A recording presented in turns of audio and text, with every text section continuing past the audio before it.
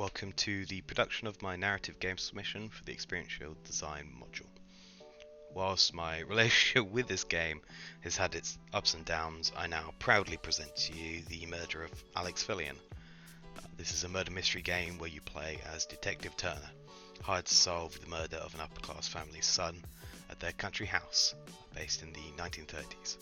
With fairly extensive dialogue trees, layers of secrets and deceit, and the penultimate decision in the player's hands to find the murderer. Pre-production was all about setting the stage for realising the game and the story. I wanted to get the writing out of the way at the start, working backwards from the conclusion to build the journey of how the murder came to happen.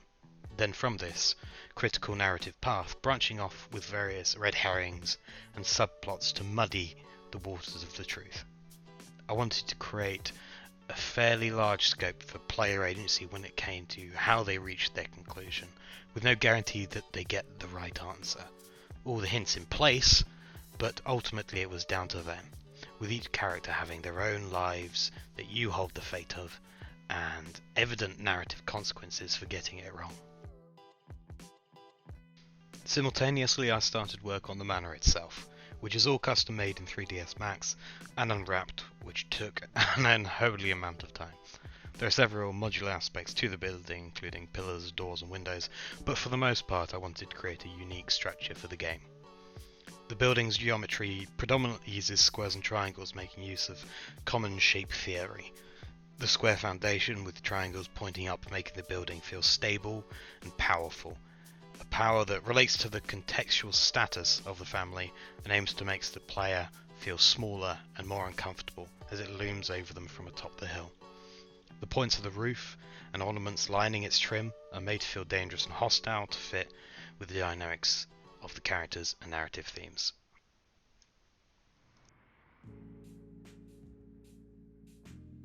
After gathering all of the necessary props in pre-production and downloading additional packages, with the manor fully modelled and unwrapped after several iterations, I was ready to start filling the scene. Production lasted about 7 weeks, running over in pre-production by about a week, and then delaying post-production due to the scope of the game. I'd written the dialogue in its entirety during pre-production, which took longer than expected, with planning out the narrative structure.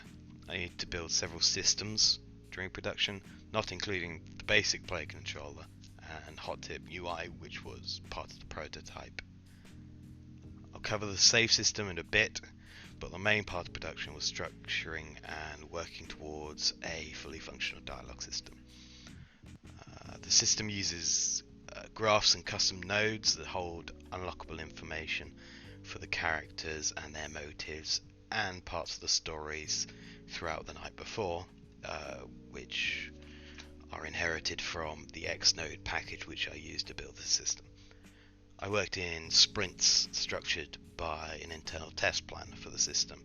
If the dialogue met a requirement and the previous problems held up, I moved on to the next feature and so on until I had a fully working model.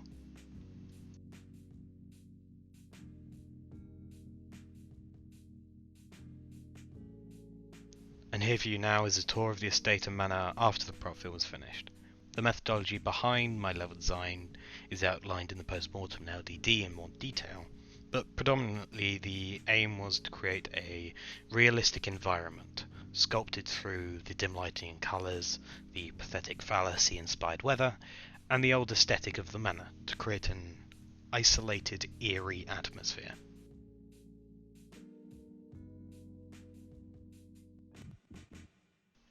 Growing up, I remember spending the night at a friend's house, this massive country estate in the middle of nowhere, fog clinging to the ground and obscuring the dense and dark tree line on the perimeter. For me, this experience defines fear through the unknown and the unsettling atmosphere the environment created. I wanted to reproduce this experience for my players, to set the scene for dark intrigue to support the narrative theme.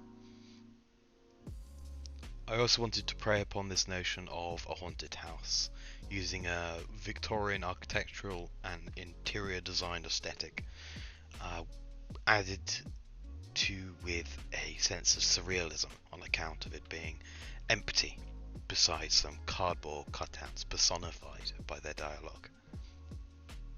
Each one of these rooms and the environment as a whole are designed as 2D vistas set by choke points created from gaps in the garden walls or doors in the house.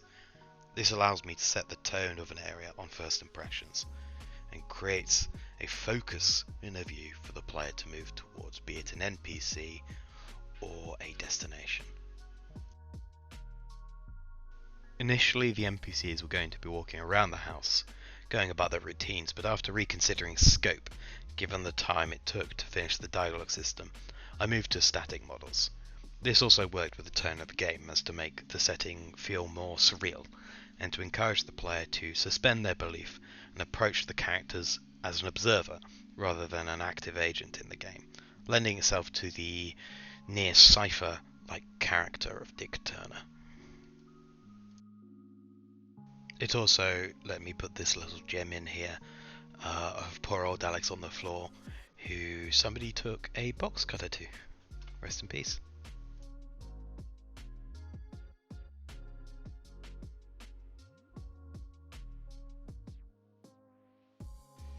As you'll notice in the gameplay footage as well, the weather is made to feel more immersive and believable by being more dynamic.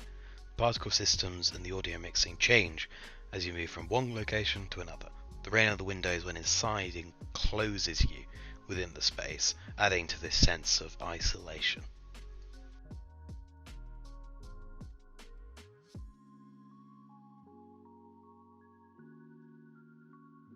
In the last week of production, before preparing the alpha for a beta release, I built the save system for the game. This was after I had finished the level, dialogue, and gameplay programming.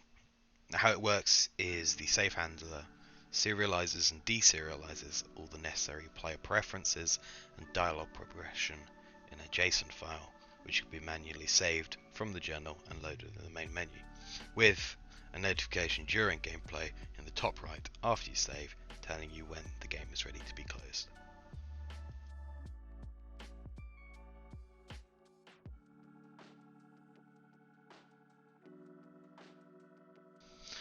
Post-production started far later than intended, with only 2.5 weeks to get through any critically important bugs and to send the beta build out for testing.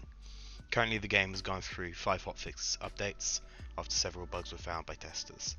Playing now is one of said bugs being fixed, wherein dialogue was being skipped twice in the build.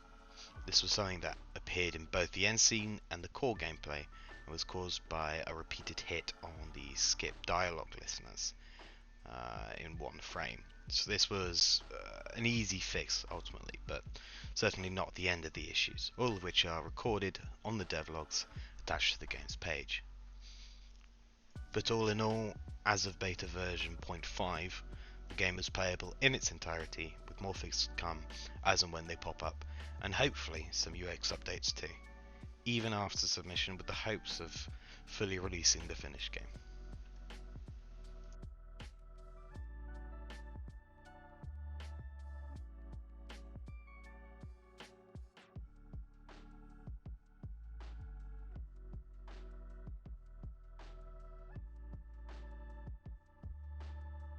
So with all that behind us, to showcase some features, systems and the game so far, I'll leave you to a clip of some quick gameplay. This won't encompass the narrative in its entirety, but there is unlockable dialogue on all 6 characters for the player to unfold the case for themselves, with every character trying to hide something from you.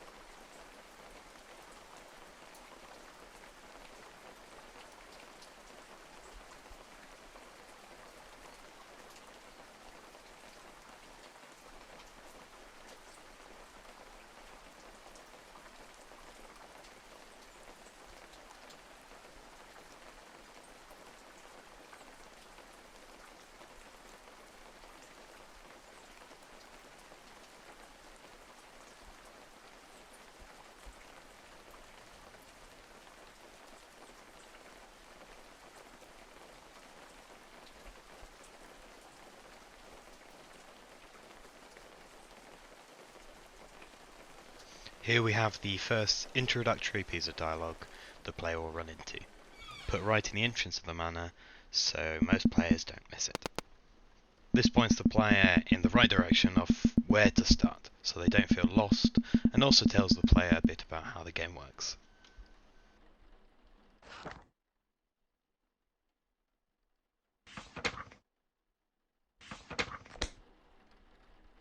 The questioning structure for each character is fairly similar, designed to encompass every necessary component for solving the case. An emotional profile through the way they talk, the characters' relationships, their motives, their whereabouts throughout the night, and hints to the players of where to look next to help the player keep track of their progress.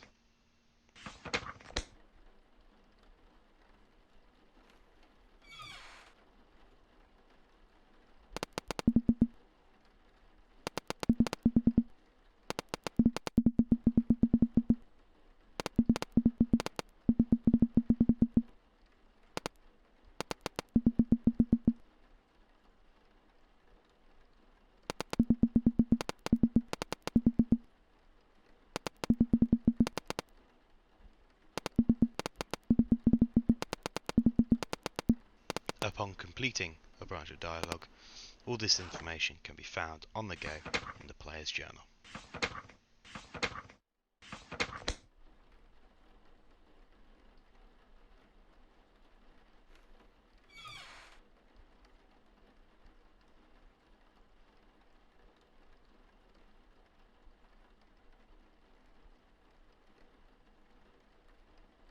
Momentarily we are coming up to one of the two ways in which players are able to keep track of the narrative.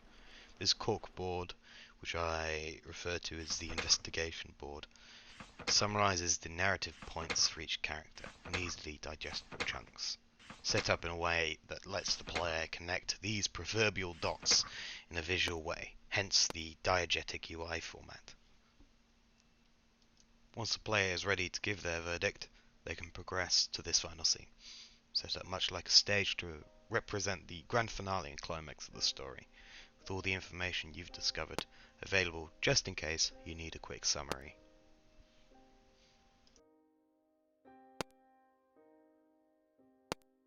In the end, the choice is yours. It is made apparent to the player if they've got it right based upon the character's dialogue, with an emotive reaction just to hit it home in case they get it wrong.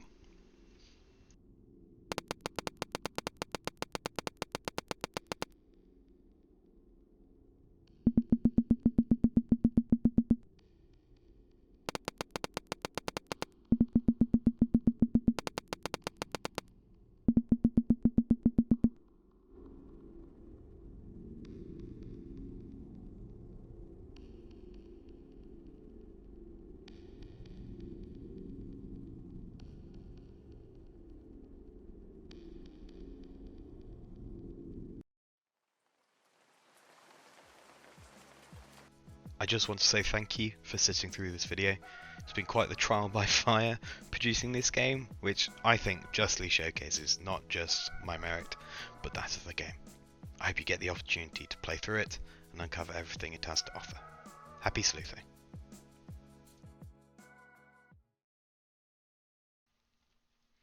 Right, this isn't really working. Quite as intended. You'll see. Lovely video. We're gonna talk to this chap. Bunyi rasa Nuna. Bunyi rasa Nuna.